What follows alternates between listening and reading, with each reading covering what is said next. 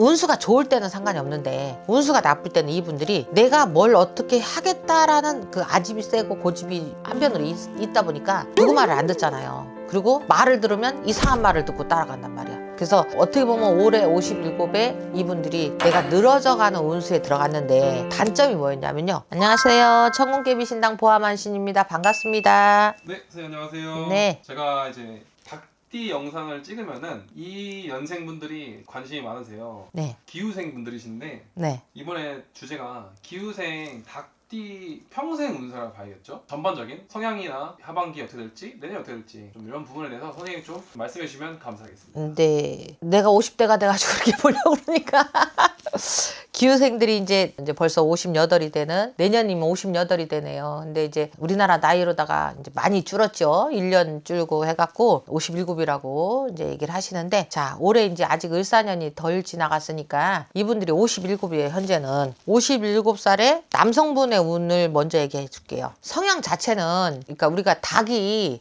제가 저번에도 얘기 드렸는데 꼬꼬꼬꼬, 여기도 닭 비슷한 저기 뭐죠? 이 케이팝 몬더스의 이 인형이 까마귀가 어떻게 보면 새들이 이렇게 콕콕 짖잖아. 네. 근데 신유생하고의 틀린 점이 기후생들은 말이 없어요. 근데 말이 없는데 이 말이 없는 분들이 또 속을 모르니까 사람들이 오해를 해요. 곡해를 하고. 근데 이분들이 전반적으로 자기의 어떤 성향이나 고집센 건 아니에요. 고집센 건 아닌데 누가 장에 가면 똥지고 장에 간다 그러잖아요. 왜 이 얘기를 드리냐면 기동량으로 투자를 하고 기동량으로 세상을 사는 게 이 기후생들의 약간 특징이에요. 살짝 소문에 약하다. 예. 그리고 만만에 약하다. 무슨 얘기를 들으면 우리가 사탕 발림에 홀딱 넘어가는 게 이 기후생들이에요. 그래서 내가 정말 알고 투자를 하고 하셔야 되는데 그 남이 하는 거에 따라가는 게 어떻게 보면 기후생들의 어떤 특색이거든요. 그런데 이것도 있어요. 이분들이 부동산을 해서 돈을 버는 게 기후생들이에요. 또 제가 이제 항상 얘기를 하는 게 뱀띠들이 부동산 이렇게 하면 잘 됩니다라고 했는데, 뱀띠들은 부동산을 중개하시는 일이 더 잘 맞아요. 근데 이제 중개하는 것도 여러 가지가 있잖아요. 분양하시는 분도 있고 아파트 중개하시는 분 있고 땅 중개하시는 분들이 있고 하는데, 뱀띠들은 아파트 분양이나 토지 거래 그런 거를 연결하면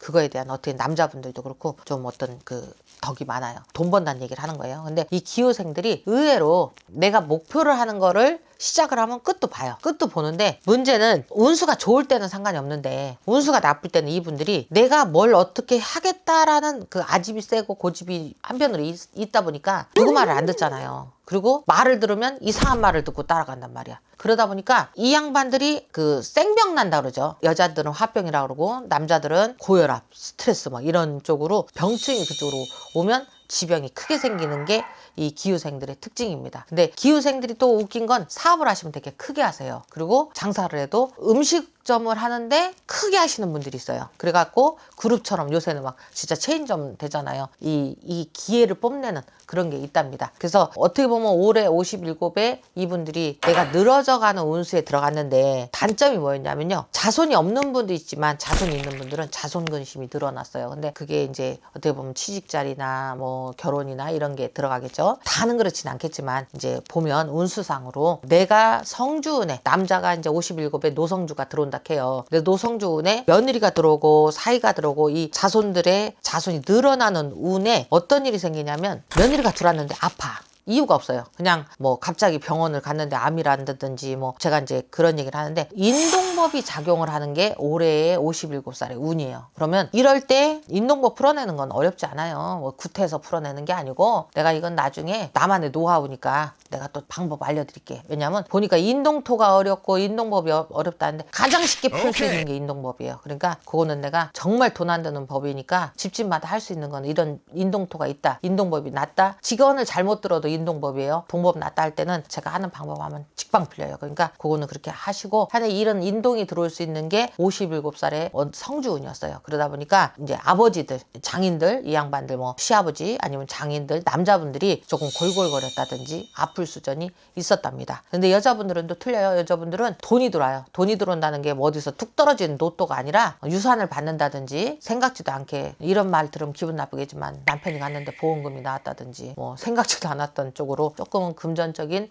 움직임이 있을 수 있었다, 이렇게 얘기를 하십니다. 그래서 병원연 운에 어떻게 작용이 작용이 되냐면 58이 되잖아요. 그러면 두 가지 운수가 바뀐답니다. 어떻게 바뀌냐면 문서를 급하게 이동시키지 말랍니다. 우리가 매매를 막 친다든지 아니면 뭐 전세를 논다든지 이런 눈에 안 보이는 내가 뭔가를 막 까스락거려서 힘든다 그러고 운동화에 돌 들어가면 불편하잖아요. 이런 거에 내가 너무 불편해하지 말고, 불편하겠죠. 그렇지만 조금은 서두르지 않고 시일을 기다리면 6월 달쯤에는 꽃이 핀대요. 이거는 무슨 꽃인지는 모르겠어. 근데 할아버지가 나라 구군하고 연결이 돼 있으니까 그때 되면 안다 그러세요. 근데 58에 이분들이 문서를 가지고 조금 속 썩을 일을 그때 되면 내년 58에는 많이 풀어져 나가니 그거는 그렇게 알고 계셔라 이렇게 얘기를 합니다. 자, 전반적으로 내년 운수가 기후생들은 조금 청기누설이 되는 것 같아서 할아버지들이 자세하게 얘기를 안 하시려고 그러는데 제가 지금 이제 자꾸 여쭤보면서 얘기를 하거든요. 어쨌거나 올해 운수를 먹으신 분들은 내년에 탄탄하게 넘어가시고요. 올해 어렵게 넘어가시는 분들이 있어요. 예를 들어 사고가 났다든지 뭐 갑작스럽게 아프시다든지 자손들 결혼시켰는데 탈난 분들 방법이 이제 댓글창 넣으시면